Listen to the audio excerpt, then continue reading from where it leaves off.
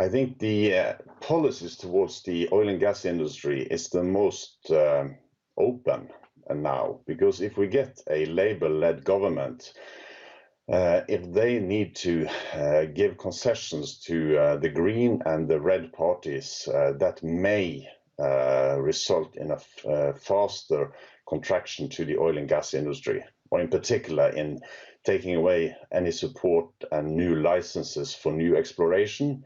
And I think that's one of the things where we will see a different policy going forward, comparing the current government and the likely new government.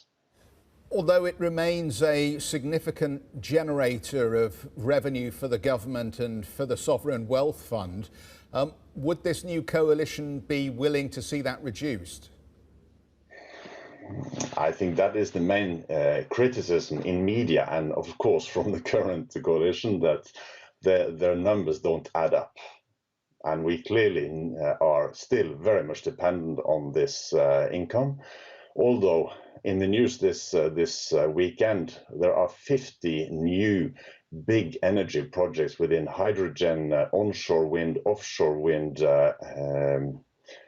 battery factories, everything to really capitalize also business-wise on the green moves. So things are changing, but we still need that oil revenue.